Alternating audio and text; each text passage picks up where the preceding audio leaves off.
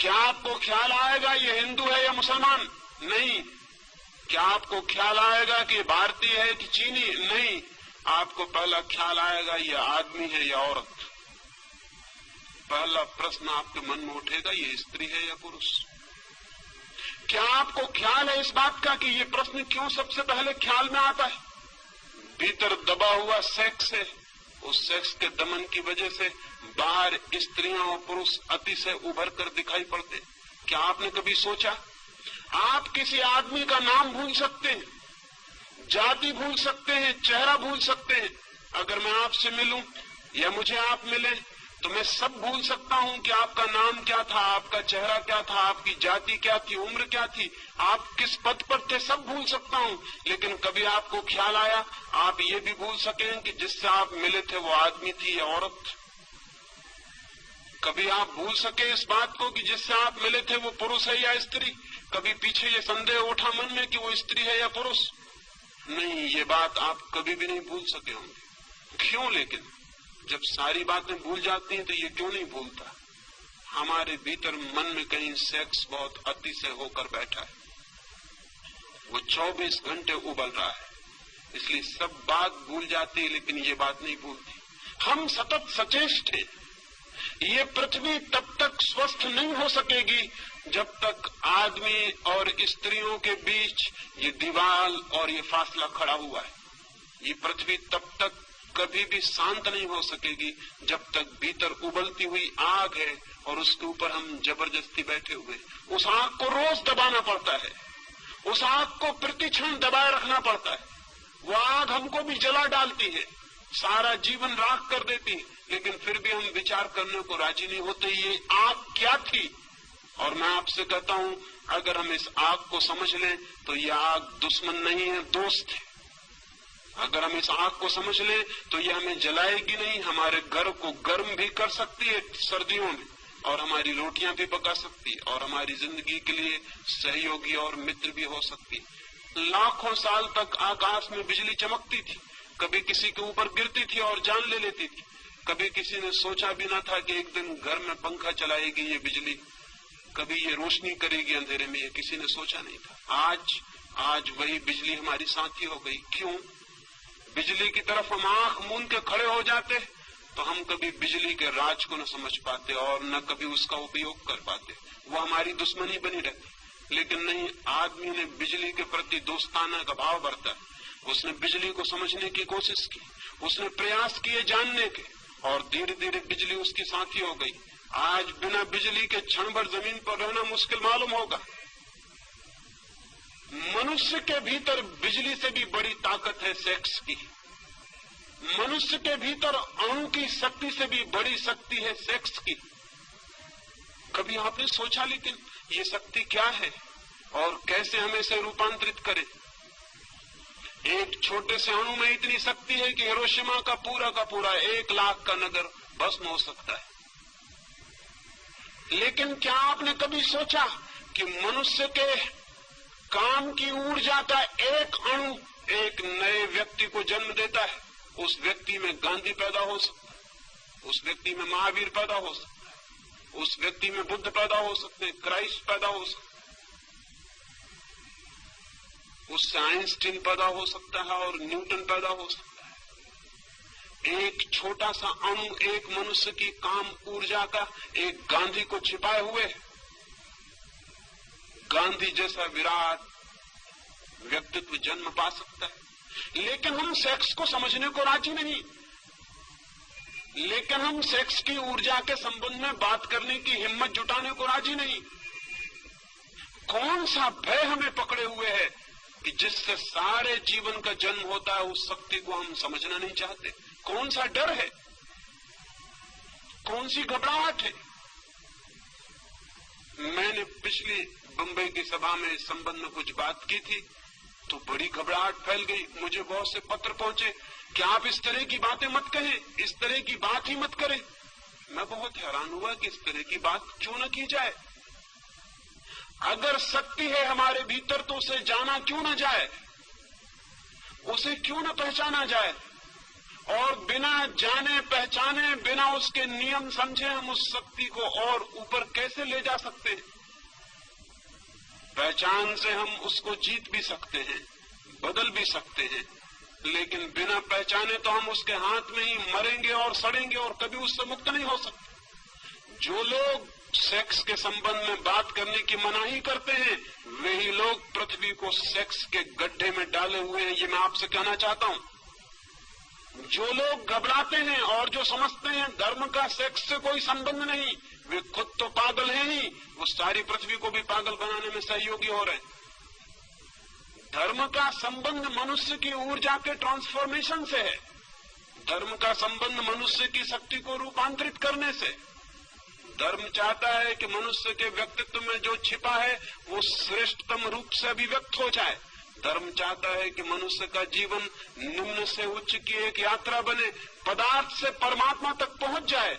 लेकिन ये चाह तभी पूरी हो सकती है हम जहां जाना चाहते हैं उस स्थान को समझना उतना उपयोगी नहीं जितना उस स्थान को समझना उपयोगी है जहां हम खड़े हैं, क्योंकि वहीं से यात्रा शुरू करनी पड़ती। सेक्स है फैक्ट। सेक्स जो है वो तथ्य है मनुष्य के जीवन का, और परमात्मा अभी दूर है। सेक्स हमारे जीवन का तथ्य है। इस तथ्य को समझ के हम परमात्मा के सत्य तक यात्रा कर भी सकते हैं, लेकिन इसे बिना समझे एक इंच आगे नहीं जा सकते। कोल्हू के बैल की तरह इसी के आसपास घूमते रहेंगे, इसी के आसपास घूमते रहेंगे। मैंने जो पिछली सभा में कुछ बातें कही तो मुझे ऐसा लगा कि जैसे हम जीवन की वास्तविकता को समझने की भी तैयारी नहीं दिखाते, तो फिर हम और क्या कर सकते हैं और आगे क्या हो सकता है? फिर ईश्वर परमात्मा की सारी बातें सांत्वना की, कोरी सांत्वना की बातें हैं और झूठी हैं, क्योंकि जीवन के परम सत्य चाहे कितने ही नग्न हो उन्हें जानना ही पड़ेगा, समझना ही पड़ेगा। तो पहली बात तो ये जान लेनी जरूरी है कि मनुष्य का जन्म सेक्स से होता है। मनुष्य का सारा व्यक्तित्व सेक्स के अणुओं से बना हुआ है। मनुष्य का सारा प्राण सेक्स की ऊर्जा से भरा हुआ है। जीवन की ऊर्जा अर्थात काम की ऊर्जा। ये जो काम की ऊर्जा है, ये जो सेक्स एनर्जी है, ये क्या है? ये क्यों हमारे जीवन को इतने जोर से आंदोलित करती? क्यों हमारे जीवन को इतना प्रभावित करती? क्यों हम घूम घूम कर सेक्स के आसपास इर्द गिर्द ही चक्कर लगाते हैं और समाप्त हो जाते हैं? कौन सा आकर्षण है इसका? हजारों साल से ऋषि मुनि इंकार कर रहे हैं, लेकिन आदमी प्रभावित नहीं हुआ मालूम पड़ता है। हजारों साल से वे कह रहे हैं कि मुख मोड़ लो इससे, दूर हट जाओ इससे, सेक्स की कल्पना और कामना छोड़ दो, चित्त से निकाल डालो ये सारे सपने। लेकिन आदमी के चित्त से ये सपने निकले नहीं, निकल भी नहीं सकते हैं इस बात की। बल्कि मैं तो इतना हैरान हुआ हूं, मैं वैश्याओं से भी मिला हूं, लेकिन वैश्याओं ने मुझसे सेक्स की बात नहीं की। उन्होंने आत्मा परमात्मा के संबंध में पूछताछ की। और मैं साधु सन्यासियों से भी मिलता हूं, वे जब भी अकेले में मिलते हैं तो सिवाय सेक्स के और किसी बात के संबंध में पूछताछ नहीं करते। मैं बहुत हैरान हुआ। मैं हैरान हुआ हूं इस बात को जानकर कि साधु सन्यासियों को जो निरंतर इसके विरोध में बोल रहे हैं, वे खुद भी चित्त के तल पर वहीं ग्रसित हैं, वहीं परेशान हैं। तो जनता में आत्मा परमात्मा की बात करते, लेकिन भीतर उनके भी समस्या वही होगी भी, स्वाभाविक है, क्योंकि हमने उस समस्या को समझने की भी चेष्टा नहीं की है। हमने उस ऊर्जा के नियम भी नहीं जानने चाहे, और हमने कभी ये भी नहीं पूछा कि मनुष्य का इतना आकर्षण क्यों है, कौन सिखाता है सेक्स आपको? सारी दुनिया तो सिखाने के विरोध में सारे उपाय करती। माँ बाप चेष्टा करते हैं कि बच्चे को पता न चल जाए, शिक्षक चेष्टा करते हैं, धर्मशास्त्र चेष्टा करते हैं, कहीं कोई स्कूल नहीं, कहीं कोई यूनिवर्सिटी नहीं। लेकिन आदमी अचानक एक दिन पाता है कि सारे प्राण काम की आतुरता से भर गए। ये कैसे हो जाता है? बिना सिखाए ये कैसे हो जाता है? सत्य की शिक्षा दी जाती है, प्रेम की शिक्षा दी जाती है, उसका तो कोई पता नहीं चलता। इस सेक्स का इतना प्रबल आकर्षण, इतना नैसर्गिक केंद्र क्या है? जरूर इसमें कोई रहस्य है, और इसे समझना जरूरी है, तो शायद हम इससे मुक्त भी हो सकते। पहली बात तो ये कि मनुष्य के प्राणों में सेक्स का जो आकर्षण है वो वस्तुतः सेक्स का आकर्षण नहीं है। मनुष्य के प्राणों में जो काम वासना है वो वस्तुतः काम की वासना नहीं है। इसलिए हर आदमी काम के कृत्य के बाद पछताता है, दुखी होता है, पीड़ित होता है, सोचता है कि इससे मुक्त हो जाऊं, ये क्या है। लेकिन शायद आकर्षण कोई दूसरा है, और वो आकर्षण बहुत रिलीजियस, बहुत धार्मिक अर्थ रखता है।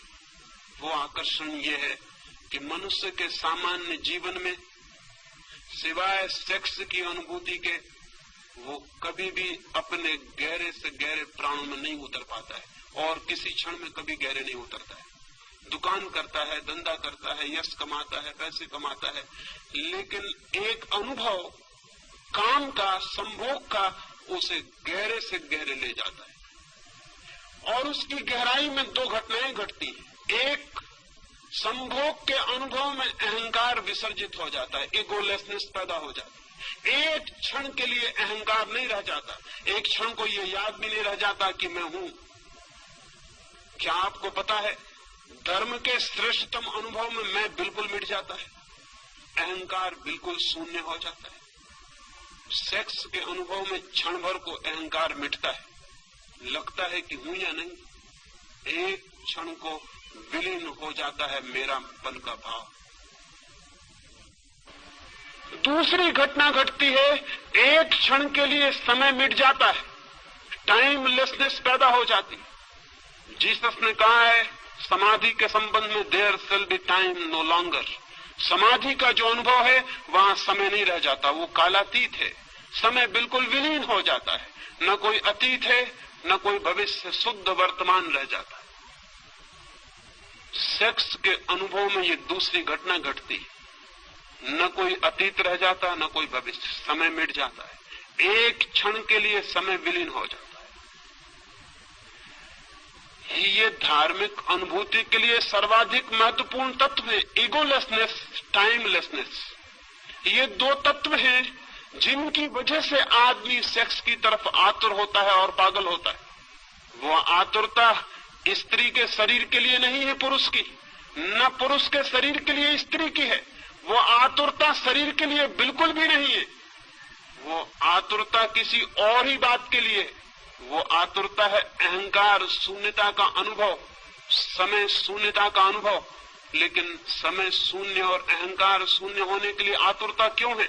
क्योंकि जैसे ही अहंकार मिटता है आत्मा की झलक उपलब्ध होती है, जैसे ही समय मिटता है परमात्मा की झलक उपलब्ध होती है। एक क्षण को होती है ये घटना, लेकिन उस एक क्षण के लिए आदमी कितनी ही ऊर्जा, कितनी ही शक्ति खोने को तैयार है। शक्ति खोने के कारण पछताता है बाद में कि शक्ति छीन हुई, शक्ति का अपव्यय हुआ, और उसे पता है कि शक्ति जितनी छीन होती मौत उतनी करीब आती।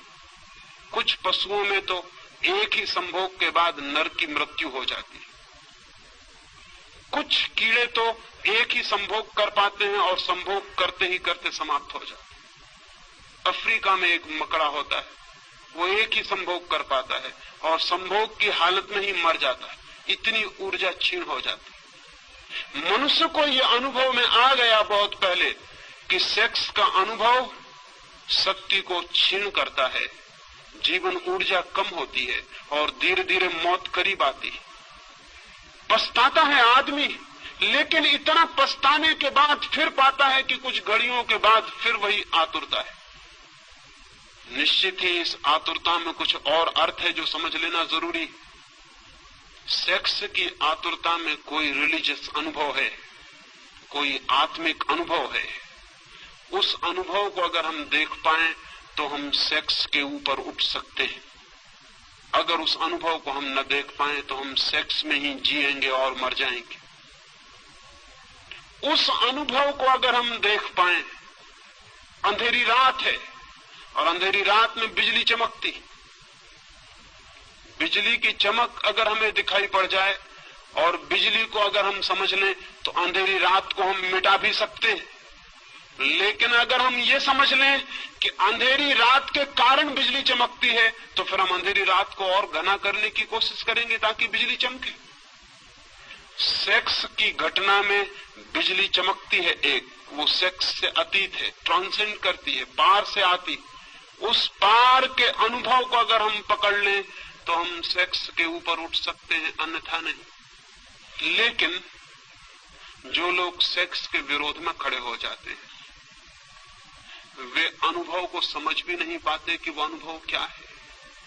वे कभी ये ठीक विश्लेषण भी नहीं कर पाते कि हमारी आतुरता किस चीज के लिए। मैं आपसे कहना चाहता हूं कि संभोग का इतना आकर्षण क्षणिक समाधि के लिए है, और संभोग से आप उस दिन मुक्त होंगे जिस दिन आपको समाधि बिना संभोग के मिलना शुरू हो जाएगी। उसी दिन संभोग से आप मुक्त हो जाएंगे, सेक्स से मुक्त हो जाएंगे। क्योंकि एक आदमी 1000 रुपए खोकर थोड़ा सा अनुभव पाता हो और कल हम उसे बता दें कि रुपए खोने की कोई जरूरत नहीं, इस अनुभव की तो खदानें भरी पड़ी हैं, तुम चलो इस रास्ते से और उस अनुभव को पालो, तो फिर वो 1000 रुपए खो के उस अनुभव को खरीदने बाजार में नहीं जाएगा। सेक्स जिस अनुभूति को लाता है, अगर वो अनुभूति किन्हीं और मार्गों से उपलब्ध हो सके तो आदमी का चित्त सेक्स की तरफ बढ़ना अपने आप बंद हो जाता है। उसका चित्त एक नई दिशा लेना शुरू कर देता है। इसलिए मैं कहता हूं, जगत में समाधि का पहला अनुभव मनुष्य को सेक्स के अनुभव से ही उपलब्ध हुआ है। लेकिन वो बहुत महंगा अनुभव है, वो अति महंगा अनुभव है। और दूसरे कारण है कि वो अनुभव कभी एक क्षण से ज्यादा गहरा नहीं हो सकता। एक क्षण को झलक मिलेगी और हम वापस अपनी जगह पर लौट आते। एक क्षण को किसी लोक में उठ जाते हैं, किसी गहराई पर, किसी पीक एक्सपीरियंस पर, किसी शिखर पर पहुंचना होता है और हम पहुंच भी नहीं पाते और वापस गिर जाते। जैसे समुद्र की एक लहर आकाश में उठती, उठ भी नहीं पाती, पहुंच भी नहीं पाती हवाओं में, सिर उठा भी नहीं पाती और गिरना शुरू हो जाता है। ठीक हमारा सेक्स का अनुभव बार बार शक्ति को इकट्ठा करके हम उठने की चेष्टा करते हैं।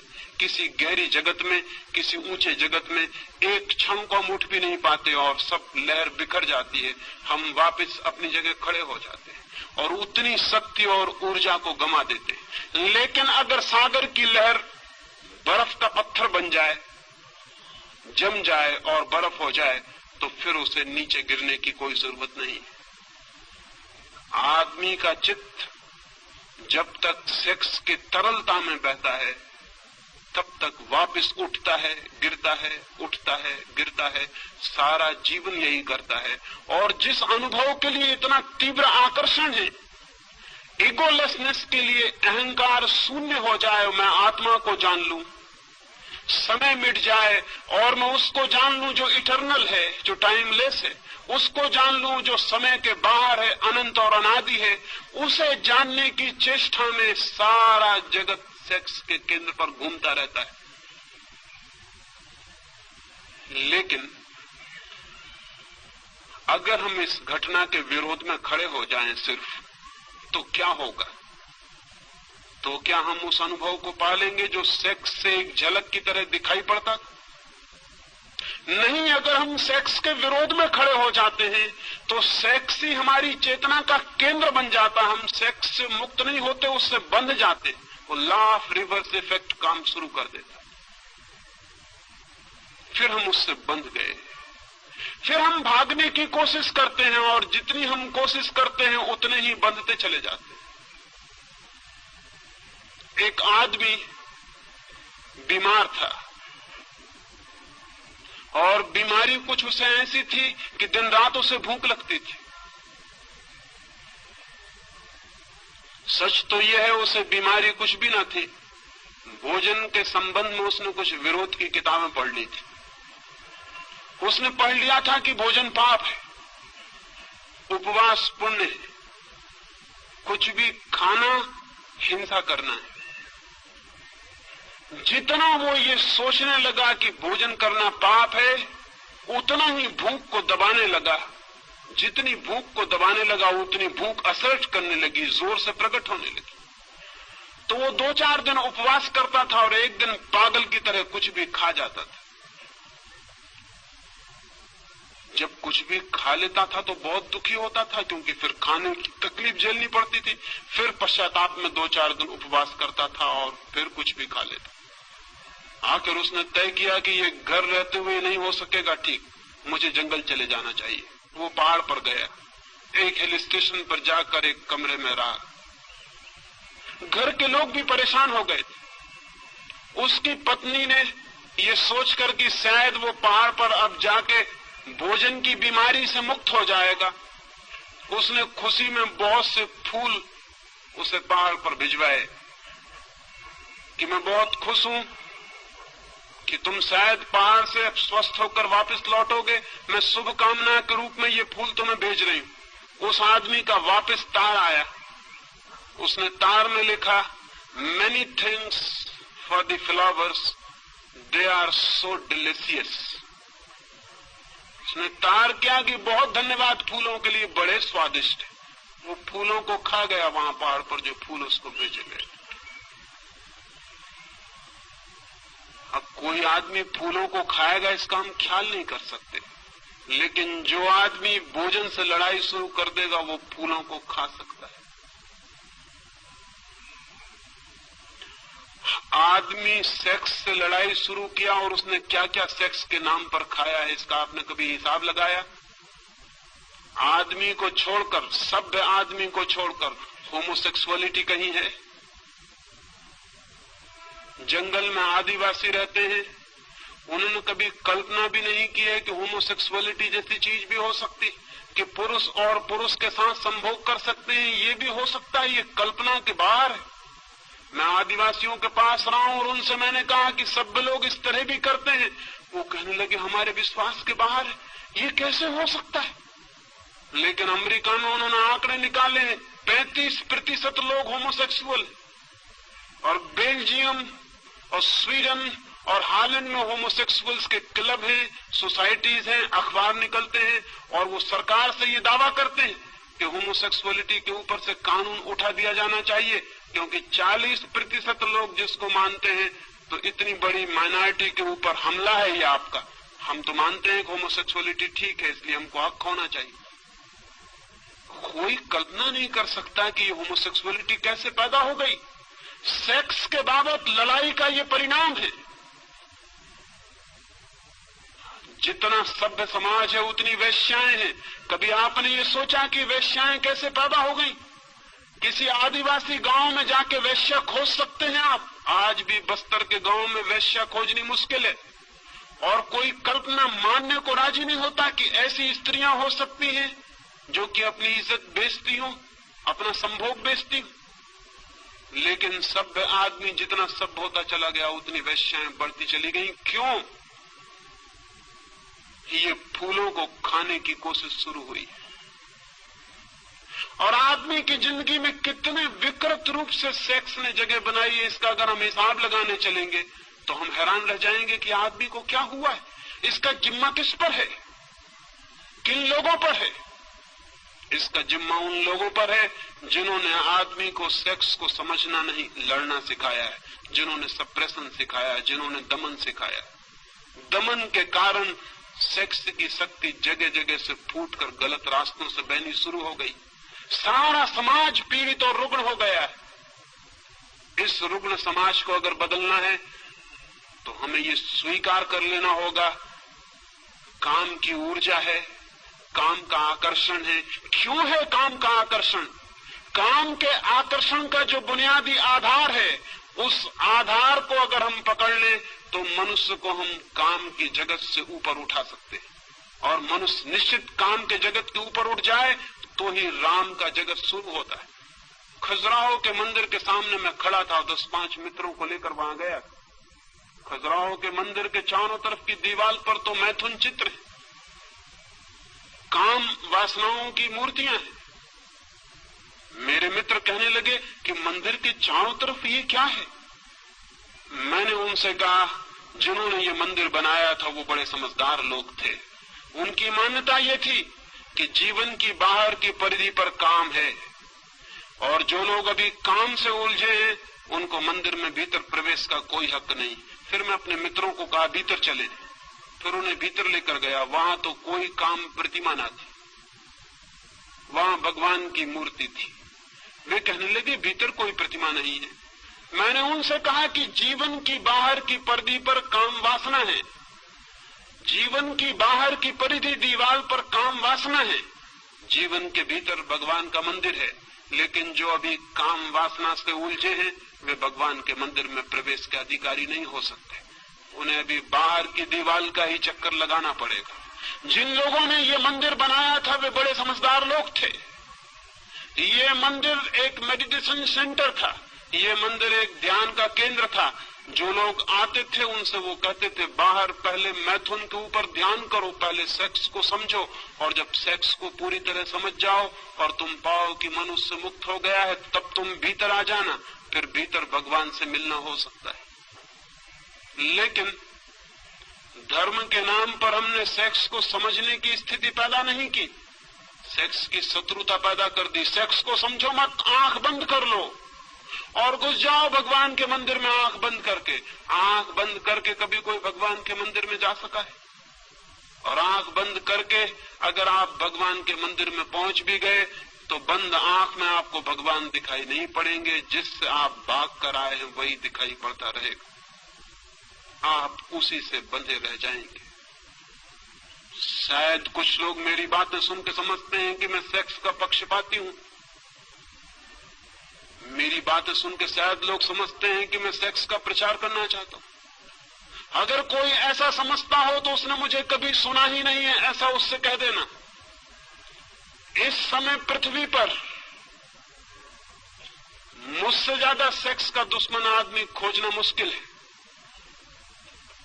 और उसका कारण यह है कि मैं जो बात कह रहा हूं अगर वो समझी जा सकी तो मनुष्य जाति को सेक्स के ऊपर उठाया जा सकता है, अन्यथा नहीं। और जिन थोथे लोगों को हमने समझा है वो सेक्स के दुश्मन थे, वो सेक्स के दुश्मन नहीं थे। उन्होंने सेक्स में आकर्षण पैदा कर दिया, सेक्स से मुक्ति पैदा नहीं की। सेक्स में आकर्षण पैदा हो गया विरोध के कारण। मुझसे एक आदमी ने कहा है कि जिस चीज का विरोध ना हो उसको करने में कोई रस ही नहीं रह जाता। चोरी के फल खाने जितने मधुर और मीठे होते हैं उतने बाजार से खरीदे गए फल कभी नहीं होते। इसलिए अपनी पत्नी उतनी मधुर कभी नहीं मालूम पड़ती जितनी पड़ोसी की पत्नी मालूम पड़ती। वो चोरी के फल है, वो वर्जित फल है। और सेक्स को हमने एक ऐसी स्थिति दे दी, एक ऐसा चोरी का जामा पहना दिया, एक ऐसे झूठ के लिबास में छिपा दिया, ऐसी दीवारों में खड़ा कर दिया कि उसने हमें तीव्र रूप से आकर्षित कर लिया। बर्ट्रैंड रसल ने लिखा है कि जब मैं छोटा बच्चा था, विक्टोरियन जमाना था, स्त्रियों के पैर भी दिखाई नहीं पड़ते थे। वो कपड़े पहनती थी जो जमीन पर घसटता था और पैर नहीं दिखाई पड़ता। अगर कभी किसी स्त्री का अंगूठा दिख जाता था तो आदमी आतुर होकर अंगूठा देखने लगता था और काम वासना जग जाती थी। और रसल कहता है कि अब स्त्रियां करीब करीब आधी नंगी घूम रही और उनका पैर पूरा दिखाई पड़ता लेकिन कोई असर नहीं होता। तो रसल ने लिखा है कि इससे ये सिद्ध होता है कि हम जिन चीजों को जितना ज्यादा छिपाते हैं उन चीजों में उतना ही कुत्सित आकर्षण पैदा होता है। अगर दुनिया को सेक्स से मुक्त करना है तो बच्चों को ज्यादा देर तक घर में नग्न रहने की सुविधा होनी चाहिए। जब तक बच्चे घर में नग्न खेल सकें, लड़के और लड़कियां, उन्हें नग्न खेलने देना चाहिए ताकि वो एक दूसरे के शरीर से भली भांति परिचित हो जाएं और कल रास्तों पर उनको किसी स्त्री को धक्का देने की कोई जरूरत न रह जाए, ताकि वे एक दूसरे के शरीर से इतने परिचित हो जाएं कि किसी किताब पर नंगी औरत की तस्वीर छापने की कोई जरूरत न रह जाए। वे शरीर से इतने परिचित हों कि शरीर का कुत्सित आकर्षण विलीन हो सके। लेकिन बड़ी उल्टी दुनिया है। जिन लोगों ने शरीर को ढांक के छिपा के खड़ा किया है उन्हीं लोगों ने शरीर को इतना आकर्षित बना दिया है, ये हमारे ख्याल में नहीं आता। जिन लोगों ने शरीर को जितना ढांक के छिपा दिया है शरीर को उतना ही हमारे मन में चिंतन का विषय बना दिया, ये हमारे ख्याल में नहीं आता। बच्चे नग्न होने चाहिए, देर तक नग्न खेलने चाहिए, लड़के और लड़कियां एक दूसरे को नग्नता में देखना चाहिए ताकि उनके पीछे कोई भी पागलपन न रह जाए और उनके इस पागलपन का जीवन भर रोग उनके भीतर न चलता रहे। लेकिन वो रोग चल रहा है और उस रोग को हम बढ़ाते चले जाते हैं। उस रोग के फिर हम नए नए रास्ते खोजते हैं। गंदी किताबें छपती हैं जो लोग गीता के कवर में भीतर रख के पढ़ते, बाइबल में दबा लेते हैं और पढ़ते। ये गंदी किताबें, तो हम कहते हैं ये गंदी किताबें बंद होनी चाहिए, लेकिन हम ये कभी नहीं पूछते कि गंदी किताबें पढ़ने वाला आदमी पैदा क्यों हो गया है। हम कहते हैं नंगी तस्वीरें दीवारों पर नहीं लगनी चाहिए, लेकिन हम कभी नहीं पूछते कि नंगी तस्वीरें कौन आदमी देखने को आता है। वही आदमी आता है जो स्त्रियों के शरीर को देखने से वंचित रह गया। एक कुतूहल जाग गया है, क्या है स्त्री का शरीर। और मैं आपसे कहता हूं, वस्त्रों ने स्त्री के शरीर को जितना सुंदर बना दिया है उतना सुंदर स्त्री का शरीर है नहीं। वस्त्रों में ढांक कर शरीर छिपा नहीं है और उघड़ के प्रकट हुआ है। ये सारी की सारी चिंतना हमारी विपरीत फल ले आई। इसलिए आज एक बात आपसे कहना चाहता हूं पहले दिन की चर्चा में, वो ये, सेक्स क्या है, उसका आकर्षण क्या है, उसकी विकृति क्यों पैदा हुई है। अगर हम ये तीन बातें ठीक से समझ लें तो मनुष्य का मन इनके ऊपर उठ सकता है। उठना चाहिए, उठने की जरूरत है, लेकिन उठने की चेष्टा गलत परिणाम लाई है, क्योंकि हमने लड़ाई खड़ी की है, हमने मैत्री खड़ी नहीं की। दुश्मनी खड़ी की है, सप्रेशन खड़ा किया है, दमन किया है, समझ पैदा नहीं की। अंडरस्टैंडिंग चाहिए, सप्रेशन नहीं, समझ चाहिए। जितनी गहरी समझ होगी मनुष्य उतना ही ऊपर उठता है। जितनी कम समझ होगी उतना ही मनुष्य दबाने की कोशिश करता है, और दबाने के कभी भी कोई सफल परिणाम, सुफल परिणाम, स्वस्थ परिणाम उपलब्ध नहीं होते। मनुष्य के जीवन की सबसे बड़ी ऊर्जा है काम, लेकिन काम पर रुक नहीं जाना है, काम को राम तक ले जाना है। सेक्स को समझना है ताकि ब्रह्मचर्य फलित हो सके, सेक्स को जानना है ताकि हम सेक्स से मुक्त हो सकें और ऊपर उठ सकें। लेकिन शायद ही आदमी जीवन भर अनुभव से गुजरता है, शायद ही उसने समझने की कोशिश की हो कि संभोग के भीतर समाधि का क्षण भर का अनुभव है।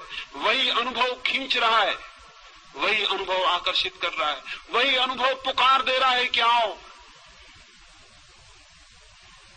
ध्यान पूर्वक उस अनुभव को जान लेना है कि कौन सा अनुभव मुझे आकर्षित कर रहा है, कौन मुझे खींच रहा है।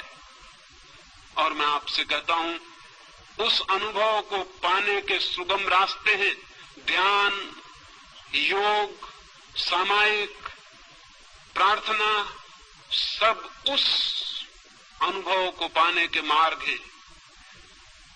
लेकिन वही अनुभव हमें आकर्षित कर रहा है, ये सोच लेना, जान लेना जरूरी है। एक मित्र ने मुझे लिखा कि आपने ऐसी बातें कही कि माँ के साथ बेटी बैठी थी वो सुन रही है, बाप के साथ बेटी बैठी वो सुन रही है, ऐसी बातें सबके सामने नहीं करनी चाहिए। मैंने उनसे कहा आप बिल्कुल पागल हैं। अगर माँ समझदार होगी तो इसके पहले कि बेटी सेक्स की दुनिया में उतर जाए उसे सेक्स के संबंध में अपने सारे अनुभव समझा देगी, ताकि वो अनजान, अधकच्ची, अपरिपक्व सेक्स के गलत रास्तों पर न चली जाए। अगर बाप योग्य है और समझदार है तो अपने बेटे को और अपनी बेटी को अपने सारे अनुभव बता देगा,